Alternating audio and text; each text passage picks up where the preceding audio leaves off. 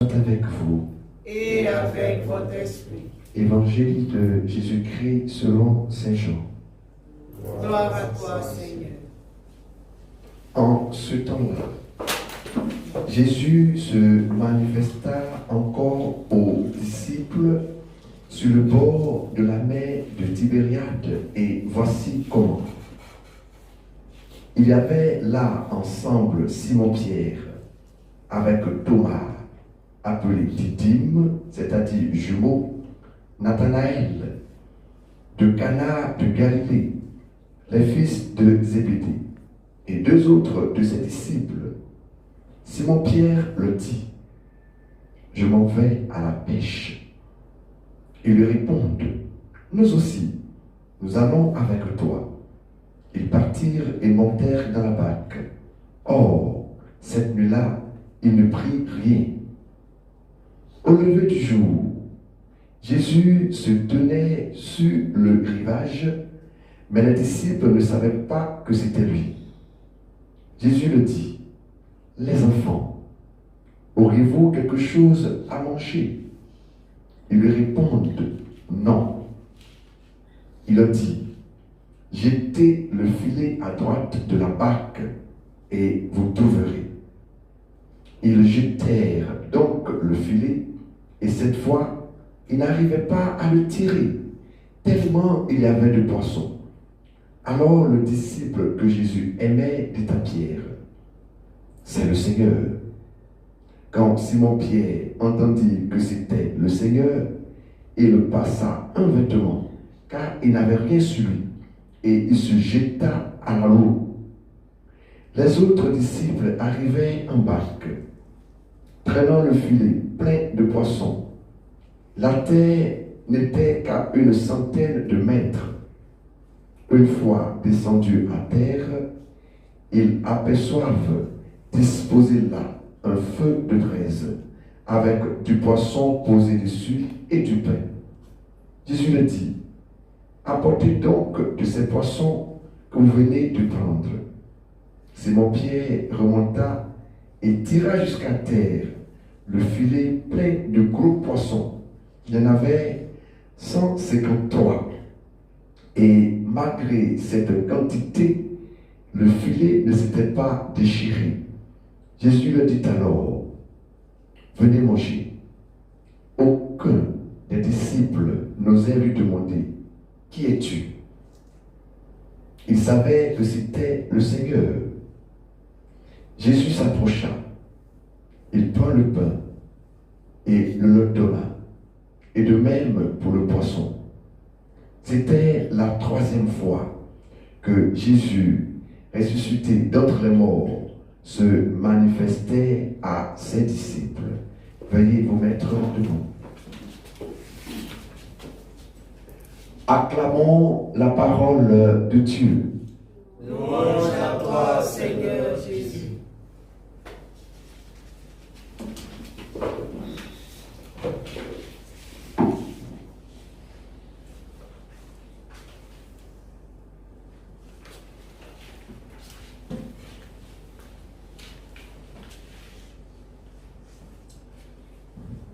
Frères et sœurs, le tableau est dressé et dans ce tableau, nous voyons déjà les opposants. En ce jour-là, après la guérison de l'infirme, comme Pierre et Jean parlaient encore au peuple, les prêtres survinrent avec le commandant du temple et les Sadducéens. Les mêmes Sadducéens se sont opposés déjà à Jésus quand ils lui ont dit une femme a eu 7 frères comme Marie, quand Jésus parlait de la résurrection. Ils sont morts sans laisser d'enfants, la femme meurt à son tour. Comme ils disent qu'il n'y a pas de résurrection après la mort, ils ont posé la question à Jésus de ces 7-là. À qui reviendra la femme? Jésus va développer la résurrection et leur dira que ce Dieu que nous prions est le Dieu d'Abraham, d'Isaac et de Jacob. Il est donc un Dieu des vivants et non des morts. Un Dieu des vivants et non des morts. Pour Jésus-Christ, après la mort, il y a une résurrection. Les gardes du temple, en venant affronter Pierre et Jean avec les Sadducéens, voulaient juste constater que ce que les apôtres étaient en train de dire n'était pas vrai. Parce que les Sadducéens allaient contester encore ce problème de résurrection. Or, Pierre ne peut pas dire autre chose que Jésus est vraiment ressuscité. Leur question c'est, par quelle puissance, par le nom de qui avez-vous fait cette guérison? Les gens du renouveau aimaient chanter. Il y a un nom, ce nom vient du ciel, ce nom fait des merveilles, ce nom c'est Jésus. En ce nom les aveugles voient, en ce nom les lépreux sont purs, en ce nom les boîtes marchent, ce nom c'est Jésus. Par quelle puissance, par le nom de qui avez-vous fait cette guérison? Pierre va développer et dire à la fin, sachez-le donc, vous tous, ainsi que tout le peuple d'Israël, c'est par le nom de Jésus de Nazareth, lui que vous avez crucifié, mais que Dieu a ressuscité d'entre les morts. En ce moment précis, les Sadducéens vont être fâchés. Ils vont être fâchés. Et les grands prêtres autres seront aussi fâchés parce que il dit, celui que vous avez crucifié. Ah, qui a crucifié Jésus? Ils vont dire que ce n'est pas eux, que c'est Pilate. Regardez les noms qui ont été cités. Les témoins de la condamnation, les chefs du peuple, les anciens et les scribes. Il y avait là Anne, le grand prêtre, Caïphe, Jean, Alexandre. On dit même toutes les familles de grands prêtres cette fois-ci-là étaient réunies. Et Pierre leur a sorti cette vérité. C'est vous qui l'avez crucifié. Mais Dieu l'a ressuscité d'entre les morts. C'est par lui que cet homme se trouve là devant vous, bien portant. En ce temps-là, on pourrait considérer Pierre et Jean comme des laïcs aujourd'hui. En face de ces grands prêtres qui devraient plutôt faire des miracles, qui devaient ressusciter des morts et qui en sont incapables. Et ce sont des laïcs qui font des résurrections. Ce sont des laïcs qui guérissent les malades. Et tu vas dire qu'ils ne le font pas au nom de Dieu. Écoute, toi qui es le grand prêtre, toi qui es le grand sadducéen, toi qui es le scribe, toi qui es le pharisien, si ce rôle-là t'a été accordé et que tu ne le fais pas, écoute, les laïcs vont le faire. Pierre et Jean, qui pour le moment sont considérés comme des laïcs, parce que au moment où Jésus les a ordonnés et qu'il leur a donné le pouvoir de consacrer le pain en son corps, le vin en son sang, ces grands prêtres-là n'étaient pas là, ils n'ont pas vu. Donc pour eux, Pierre et Jean sont de simples laïcs. Est-ce que cela ne nous arrive pas aujourd'hui? Aujourd'hui, des laïcs nous volent la vedette. C'est eux qui font des grandes rencontres. Et c'est eux qui nous invitent à aller à cette évangélisation et prêcher.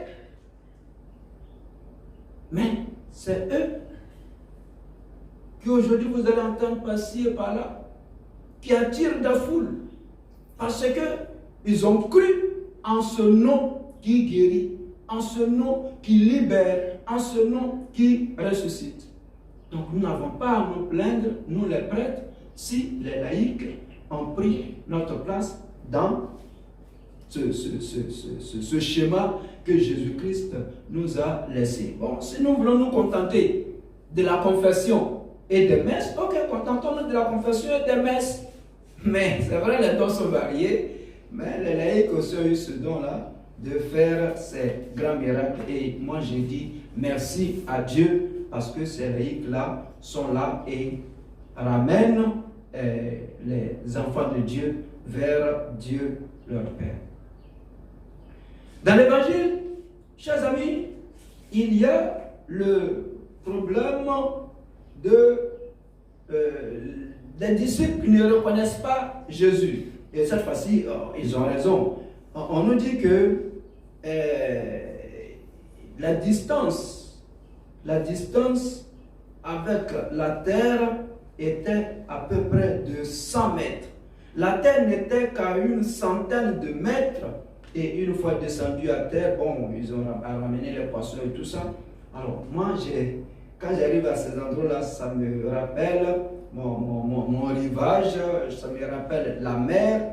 Et si je vois que Pierre a plongé et qui a nagé jusqu'à 100 mètres, nager dans la mer 100 mètres jusqu'à là, c'est que Pierre est vraiment un bon pêcheur et un grand aladian. En tout cas, ceux qui savent bien nager, ce sont les aladians, on ne peut pas le dire autrement.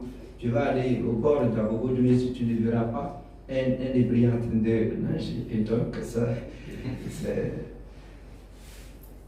me rassure parce qu'on nous dit, quand ils sont descendus, ils ont vu encore des poissons. On peut dire que c'est des poissons piqués parce que. Non, ce n'est pas des mâchoires, c'est dans la mer. Et donc, c'est des poissons sur des grilles. Et ça se fait souvent. Quand nos gens jouent leur sel au bord de la mer, quand les premiers poissons tombent, le temps que les gens ramassent les filets, on voit que nos frères là mettent des poissons sur des braises. Sur des braises, ce n'est pas des grilles, c'est sur des braises. Et on nous dit ici que une fois descendus à terre, ils aperçoivent disposer là un feu de braise avec du poisson posé dessus. Et ça se fait très souvent chez nous, les Aladians. Et tous les Aladians qui me écoutent, ils savent bien de quoi ils sont de parler. Et je rends grâce à Dieu. Jésus, on nous dit que c'est pour la 3e fois qu'il apparaît à ses apôtres. Vous allez constater qu'il y a Thomas là-dedans. Ça veut dire que ce test-là, on l'a amené plutôt pour voir le nombre de fois où Jésus-Christ est apparu. Le dimanche prochain, nous allons voir la scène avec Thomas.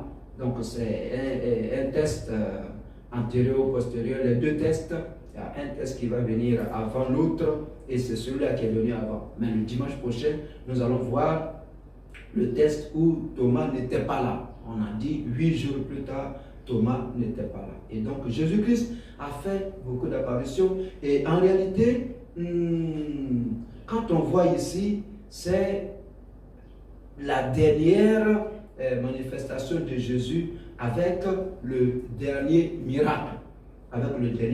Bon, si son ascension est un miracle, on considère ça. Si la Pentecôte est un miracle, on considère ça. Mais le miracle tangible, le miracle matériel qu'il a réalisé avant de s'en aller, c'est ce miracle-là. Et comme demain, c'est le samedi de l'octave de Pâques, et le dimanche, ce sera le dimanche de la miséricorde, il faut qu'on en parle de ce miracle-là avant de rencontrer le grand signe avec Thomas qui va douter.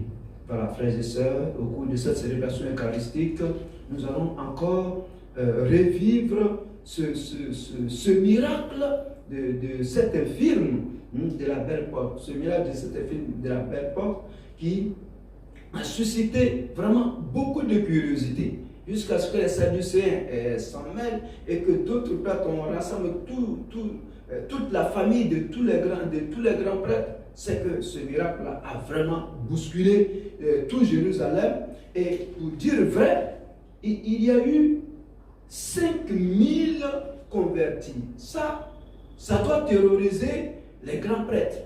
Et ils ont bien précisé 5000 convertis, sans compter les femmes et les enfants. Bon, c'est la phrase, hein.